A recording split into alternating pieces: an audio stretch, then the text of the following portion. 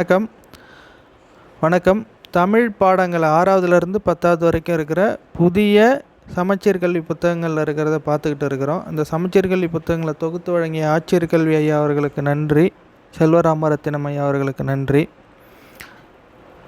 மூத்த தமிழ்மொழி என்றும் இளமையானது, எளிமையானது, இனிமையானது, வளமையானது, காலத்திற்கேற்ப தன்னை தகுதிப்படுத்தி கொள்வது, நினைக்கும் போதே நெஞ்சில் இனிப்பது, நம் வாழ்வை செழிக்கச் செய்வது, உலக செம்மொழிகளில் ஒன்றாக விளங்கும் தமிழ் சிறப்பு மொழிகளை அறியலாம் வாருங்கள். தமிழை பற்றி சில சொல்லியிருக்காங்க.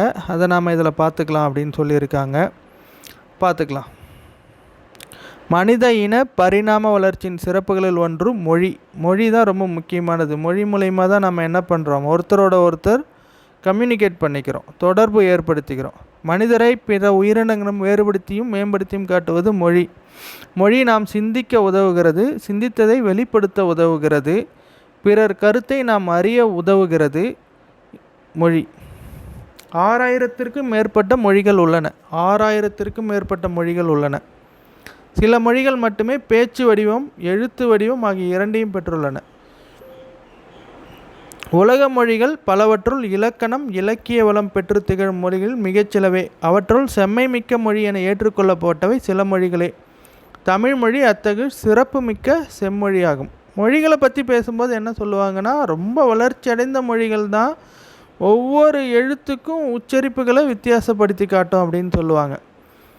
தமிழ் இலக்கியங்கள் இனிமையானவை, ஓசை இனிமை, சொல்லினிமை, பொருளினிமை கொண்டவை. பல மொழிகள் கற்ற கவிஞர் பாரதியார். பாரதியாருக்கு பல மொழிகள் தெரியும். அவர் என்ன சொல்லியிருக்காங்கன்னா, யாமறிந்த மொழிகளிலே தமிழ் மொழி போல் இனிதாவது எங்கும் காணோம் அப்படின்னு சொல்லியிருக்காரு. தமிழ்மொழி மூத்த மொழி. தமிழ்மொழியை பற்றி பேசும்போது என்ன சொல்கிறாங்க, என்றும் சிறந்தவள் என்று உணராத இயல்பினலாம் எங்கள் தாய் அப்படின்னு யாரை சொல்லியிருக்காங்கன்னா, பாரத தாயை பற்றி சொல்லியிருப்பாங்க பாரதியார். அதாவது தமிழ்மொழிக்கும் பொருந்தும் அப்படின்னு சொல்கிறாங்க. சாலைகள் தோன்றிய பிறகே சாலை விதிகள் தோன்றியிருக்கும், அதுபோல் இலக்கியம் தோன்றிய பிறகே அதற்குரிய இலக்கிய விதிகள் தோன்றியிருக்க வேண்டும் அப்படின்னு சொல்கிறாங்க. தொல்காப்பியம் தமிழில் நமக்கு கிடைத்த முதல் நூல் அப்படின்னு சொல்லுவோம். கிடைத்த அப்படின்ற வார்த்தை ரொம்ப முக்கியம். ஏன்னா இதுக்கு முன்னாடி நிறைய நூல்கள் இருந்திருக்கிறதா அறியப்படுறாங்க. அதனால் நமக்கு கிடைச்சதில் அதுதான் ஃபஸ்ட்டு நூல். இதுதான் முதல் தமிழ் நூல்னு நம்ம எங்கேயுமே சொல்ல மாட்டோம். அப்படி என்றால் அதற்கு முன்னதாகவே தமிழ் இலக்கிய நூல்கள் இருந்திருக்க வேண்டும் அல்லவா? இதனை கொண்டு தமிழ் மிகவும் தொன்மையான மொழி என்பதை உணரலாம். என்ன சொல்ல வராங்கன்னா, தொல்காப்பியம்ன்றது ஒரு இலக்கண விதிகளை வகுக்கிற ரூலு. எப்படி தமிழ் எழுதணும், எப்படி புள்ளி வைக்கணும், எப்படி கார் புள்ளி வைக்கணும், எங்கே நெடில் வரணும், எங்கே குறில் வரணும் அப்படின்றத சொல்கிறாங்க. அப்படின்னும்போது அதுக்கு முன்னாடி ஏற்கனவே சாலைகள் இருந்தால் தானே சாலை விதிகள் வரும். அதுக்கு முன்னாடி ஏற்கனவே நிறைய புத்தகங்கள் இருந்ததுனால தான் என்ன சொல்கிறாங்க, அந்த புத்தகங்களுக்கான விதிகள் வந்திருக்கும் அப்படின்னு சொல்கிறாங்க. தமிழ்மொழி பேசவும் படிக்கும் எழுதும் உகந்த மொழி. உயிரும் மெய்யும் இணைவதால் தோன்றுபவை உயிர்மெய் எழுத்துக்கள். உயிர் எழுத்துக்கள் மெய்யெழுத்துக்கள் ஆகிய ஒலிப்பு முறைகளை அறிந்து கொண்டால் உயிர்மெய் எழுத்துக்களை எளிதாக ஒலிக்கலாம். எழுத்துக்களை கூட்டி ஒலித்தாலே தமிழ் படித்தல் இயல்பாக நிகழ்ந்துவிடும். நாம் ஏற்கனவே தமிழ் மொழியில் இருக்கிறதுனால அது நமக்கு பெருசாக கஷ்டமாக தெரில. இது என்னடா ஆவையும் காவையும் கூட்டினா கா வரப்போகுது அப்படின்னு நாம் நினச்சிக்குவோம். ஆனால் வெளியில் இருக்கிறவங்களுக்கு தான் அதோட அருமை புரியும். தமிழ் மொழியை எழுதும் முறையும் மிக எளிதுதான். இதற்கேற்ப தமிழ் எழுத்துக்கள் பெரும்பாலும் வலஞ்சுழி எழுத்துக்களாகவே உள்ளன அப்படின்வாங்க. பொதுவாக எழுத்துக்கள் நாம் கையை எடுத்துகிட்டு எழுதுகிற மாதிரி இருக்காது. ஆ அப்படின்னு எழுதுறீங்கன்னா இப்படி தான் இருக்கும் ஆ. அதே போல் தான் ஞா எழுதுகிறோம்னா இப்படி தான் இருக்கும். ஓகேங்களா? ஒவ்வொரு எழுத்தையும் நம்ம எழுதும்போது என்ன பண்ண மாட்டோம், எடுத்து எழுத மாட்டோம், சேர்த்து தான் எழுதுவோம். பெரியார் ஐயாவோட எழுத்து சீர்திருத்தங்களுக்கு அப்போ ஒரு சில எழுத்துக்களை நம்ம தனித்தனியாக எழுதுகிறோம். ஏன்னா எழுத்துக்கள் அச்சில் வரும்போது ரொம்ப கஷ்டமாக இருந்தது அப்படின்ட்டு ஒரு சில எழுத்து சீர்திருத்தங்கள் நடைபெற்றது. நம்ம முக்கியமாக என்ன சொல்லணும்னா, தமிழ் அப்படின்ற வார்த்தை எங்கெங்கெல்லாம் நமக்கு இருந்திருக்கு அப்படின்னு பார்த்தோம்னா, தமிழ் அப்படின்ற வார்த்தை தொல்காப்பியமில் இருக்குது. தமிழ் எண் கிளவியும் அதனோரற்றே அப்படின்னு 386வது பாடல்களில் இருக்குது. தமிழ் நாடு அப்படின்ற ஒரு வார்த்தையும் இருக்குது. அது எதில் இருக்குது? சிலப்பதிகாரம்ல வஞ்சிக்காண்டமில் இருக்குது. இமிழ்கடல் வேலியை தமிழ்நாடு ஆக்கிய இது நீ கருதினை ஆயின் அப்படின்னு வஞ்சிக்காண்டமில் இருக்குது. தமிழன் அப்படின்ற வார்த்தை எங்கே இருக்குது? அப்பர் தேவாரம் அப்படின்ற ஒரு புத்தகத்தில் இருக்குது. தமிழன் கண்டாய் அப்படின்ற திருத்தாண்டகம் 23வது பாடலில் அது இருக்கிறது. சீர்மை மொழி. சீர்மை மொழி. சீர்மை என்பது ஒழுங்குமுறையை குறிக்கும் சொல். தமிழ் மொழியின் பல வகை சீர்மைகள் அதன் சொற்சிறப்பு குறிப்பிடத்தக்கது. ரொம்ப செம்மையானது அப்படின்னு சொல்லுவோம் இல்லைங்களா, அது மாதிரி உயர்திணை அஃறிணை என இருவகை திணைகளை அறிவோம். உயர்திணையின் எதிர்ச்சொல் தாழ்திணை என அமைய வேண்டும். உயர்னா தாழ் அப்படி இல்லையா, ஆனால் கிடையாது. ஆனால் தாழ்திணை என்று கூறாமல் அஃறிணை என்று பெயரிட்டனர் நம் முன்னோர். அதாவது ஒரு விஷயத்தை நம்ம பேசும்போதே இட்டார் பெரியோர் அப்படின்ற மாதிரி நம்ம பெருமையாக பேசணும் அப்படின்றதுக்காக. பாகற்காய் கசப்பு சுவையுடையது, அதன் கசப்புக்காய் என்று கூறாமல் இனிப்பு அல்லாத பாகற்காய் என வழங்குகின்றனர். இவ்வாறு பெயரிடுதலும் சீர்மை மிக்கது தமிழ்மொழி. பெயர் வைக்கிறதுல என்ன சொல்கிறாங்க, சீர்மையானது அப்படின்னு சொல்கிறாங்க. வளமை மொழி. தமிழ் வளமை மிக்க மொழி. தொல்காப்பியம், நன்னூல் உள்ளிட்ட இலக்கண நூல்கள் மிகுந்தது தமிழ்மொழி. 8 தொகை, 10 பாட்டு ஆகிய சங்க இலக்கியங்களை கொண்டது. நான் தமிழுக்காக படிக்கும்போது எங்கள் ஐயா அடிக்கடி கூறுற ஒரு வார்த்தை இந்த இடத்துல சொல்ல விரும்பிக்கிறேன். தமிழ்மொழி அவ்வப்போது வளர்ச்சி அடைஞ்சிக்கிட்டே வந்துருக்கு. இப்போயும் பல வளர்ச்சிகள் அடைஞ்சிருக்குது. அதில் முக்கியமானது எழுத்து சீர்திருத்தம் இந்த நேரத்தில் தேவைப்படுதுன்னு சொல்கிறாங்க.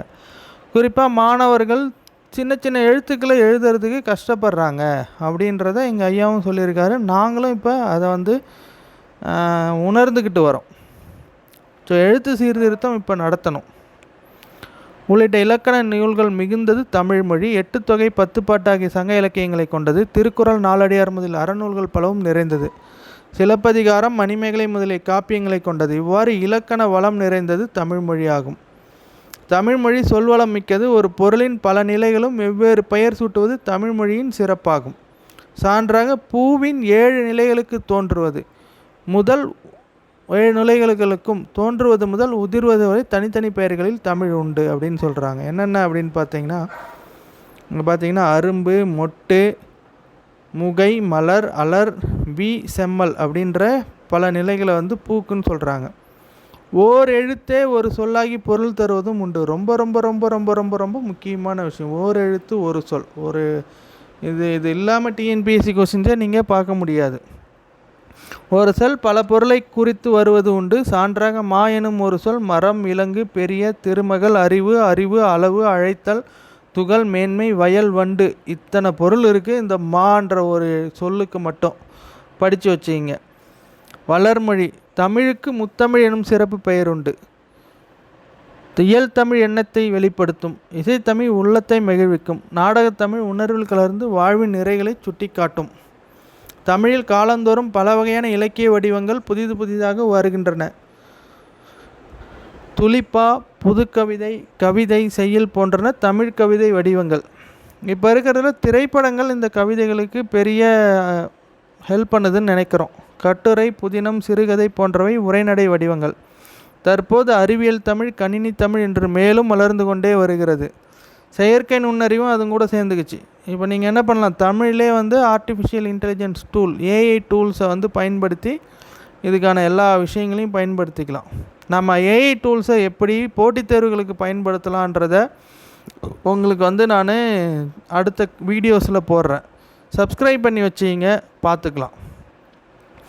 ஆல், அரசு, மா, பலா, வாழை அப்படின்றது எல்லாமே தாவரத்தோட இலை பெயர்கள். ஒரு இலைன்னா எதை இலைன்னு சொல்லுவோம்? ஆலமரத்து இலை, அரச மரத்து இலை, மாமரத்து இலை, பலாமரத்து இலை, வாழை இலை, இது சொல்லுவோம். சரி, கீரைன்னு எதை சொல்லுவோம்? அகத்திக்கீரை, பசலைக்கீரை, முருங்கைக்கீரை அப்படின்னு சொல்லுவோம். வாழைக்கீரைன்னு சொல்லுவோமா? பலாக்கீரைன்னு சொல்லுவோமா? சொல்ல மாட்டோம். அப்புறம் அருகு, கோரை அப்படின்றது புல், அருகம்புல், கோரப்புல் அப்படின்னு நாம் சொல்லுவோம் இயல்பாக பேச்சு வழக்கில். அப்புறம் நெல் தாள், வரகு தாள் அப்படின்னு சொல்லுவோம். சரிங்களா? நெல் வைக்கோல் அப்படின்னு சொல்லுவோம் இல்லைங்களா? நெல்லுத்தாள், வரகுத்தாள் அப்படின்னு சொல்லுவோம். கம்பு தாள்னு சொல்ல மாட்டோம். கம்மங்கதிர் அப்படின்னு சொல்லுவோம்.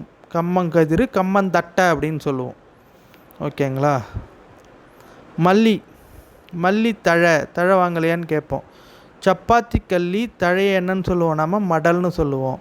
கரும்பு நாணலை தோகைன்னு சொல்லுவோம். கரும்பு தழையை தோகை அப்படின்னு சொல்லுவோம். சோலை அப்படின்னும் சொல்லுவோம். நாம் தோகை அப்படின்னும் சொல்லுவோம். பனை, தென்னை இதை ஓலைன்னு சொல்லுவோம். ஓலை மட்டை அப்படின்னு சொல்லுவோம். கழுகு கழுகு இருக்கு இல்லைங்களா, பாக்கு மரத்தை கூந்தல்னு சொல்கிறாங்க, பாக்கு மட்டை அப்படின்னு சொல்கிறாங்க. எழுத்து சீர்திருத்தம் தேவைன்னு சொல்கிறது இதுக்கு தான். பாக்கு மட்டன் தான் நம்ம சொல்கிறோம், ஆனால் இவங்க பாக்கு தோகைன்னு சொல்கிறோம். புதுமையான மொழி நம்ம சொல்லிட்டு இருந்தோம் இல்லைங்களா. அறிவியல் தொழில்நுட்ப வளர்ச்சிக்கேற்ப தமிழில் புதிய புதிய கலைச்சொற்கள் உருவாகி வருகின்றன. இணையம், முகநூல், புலனம், குரல் தேடல், தேடுபொறி, செயலி, தொடுதிரை, கட்சவி அப்படின்னு சொல்கிறாங்க. வாட்ஸ்அப்பை, செய்தித்தாள், வானொலி, தொலைக்காட்சி, இது மாதிரி முதலிய சொற்களை எடுத்துக்காட்டாக கூறலாம். பயன்படுத்த மொழியாக விளங்குகிறது தமிழ்மொழி. அறிவியல் தொழில்நுட்ப மொழி. உலகின் எழுத்து வடிவம் பெறாத மொழிகள் பல உள்ளன. இந்நிலையில் தமிழ் வரி வடிவ எழுத்துக்கள் அறிவியல் தொழில்நுட்ப நோக்கிலும் பயன்படுத்துகின்றன. பைனரின்னு சொல்லுவோம் இல்லைங்களா, 0-1 யூஸ் பண்ணுறதுக்கு பற்றி, இல்லை கோடிங் அடிக்கிறீங்க அப்படின்னா அந்த கோடிங் கூட என்ன சொல்கிறான் அவங்க, நீங்கள் தமிழை யூஸ் பண்ணலாம் அப்படின்னு சொல்கிறாங்க. மொழியை கணினியில் பயன்படுத்த வேண்டும் என்றால் அது எண்களின் அடிப்படையில் வடிவமைக்கப்பட வேண்டும். தொல்காப்பியம், நன்னூல் போன்றவை நாம் படிப்பதற்காக எழுதப்பட்டவை. ஆயினும் அவை கணினி மொழிக்கும் ஏற்ப நுட்பமான வடிவத்தை ஏற்படுத்தியுள்ளன. இப்போ நம்பர்ஸ் நம்ம ரோமன் லெட்டர்ஸ்ன்னு சொல்கிறீங்க, அப்படி இல்லைனா இந்த லெட்டர்ஸை சொல்கிறோம் இல்லைங்களா, நாங்களும் நம்பர்ஸ் வச்சுருக்கோன்றாங்க. இதெல்லாம் நம்பர்ஸ் தான் அப்படின்னு சொல்கிறாங்க. இதுக்கான ஷார்ட்கட் இருக்குது, அதை படித்து வச்சுக்கோ. மூத்த மொழியான தமிழ் கணினி, இணையம் போன்றவற்றில் பயன்படத்தக்க வகையில் புது மொழியாகவும் திகழ்கிறது. இத்தகைய சிறப்புமிக்க மொழியை கற்பது நமக்கு பெருமை அல்லவா? தமிழ் மொழியின் வளமைக்கும் வளர்ச்சிக்கும் பங்காற்றிய வேண்டியது நமது கடமை இல்லையா? அதனால தான் நம்மளோட ஃபஸ்ட்டு சேனலில் ஃபஸ்ட்டு நம்ம இந்த வீடியோஸை அப்லோட் பண்ணுறோம். ஓகேங்களா? தமிழ் மொழி ரொம்ப எளிமையான மொழி, அனைவருக்கும் தெரிகிற மொழி அப்படின்றதுனால. 2000 வருஷமாக தமிழில் என்ன இருக்குது அப்படின்னு பார்க்குறோம். வேளாண்மை அப்படின்ற வார்த்தை பல வருடங்களுக்கு முன்பாகவே கலித்தொகையிலையோ திருக்குறள்லையும் இருக்குது. உழவர் அப்படின்ற வார்த்தை இருக்குது. பாம்பு அப்படின்ற வார்த்தை, வெள்ளம், முதலை, கோடை, உலகம், மருந்து, ஊர், அன்பு, உயிர், மகிழ்ச்சி, இதெல்லாமே எந்த நூலில் இருக்குன்னு திரும்ப பார்த்துக்குங்க. புகழ், மீன், அரசு, சேய், சேல், பார், ஓழி, முடி, இதெல்லாம் இருக்குது அப்படின்னு சொல்கிறாங்க. அப்போ 2000 ஆண்டுகளாக என்ன இருக்குது, தமிழ்மொழி இருக்குது அப்படின்றாங்க. இந்த பாடல்கள் இன்டர்நெட்டில் ரொம்ப ஃபேமஸானது. நீண்ட நீண்ட காலம் நீ நீடு வாழ வேண்டும், வானம் தீண்டும் தூரம் நீ வளர்ந்து வாழ வேண்டும், அன்பு வேண்டும், அறிவு வேண்டும், பண்பு வேண்டும், பரிவு வேண்டும், 8 திக்கும் புகழ வேண்டும், எடுத்துக்காட்டு ஆக வேண்டும், உலகம் பார்க்க உனது பெயரை நிலவு தாளில் எழுத வேண்டும். சர்க்கரை தமிழள்ளி தாலாட்டு நாள் சொல்லி வாழ்த்துகிறோம். பிறந்தநாள் வாழ்த்துக்கள், இனிய பிறந்தநாள் வாழ்த்துக்கள். கவிஞர் அறிவுமதி அம்மா அவர்கள் எழுதியிருக்காங்க இந்த பாடலை. அவங்கள பற்றி நீங்கள் பார்த்துக்குங்க. நன்றி.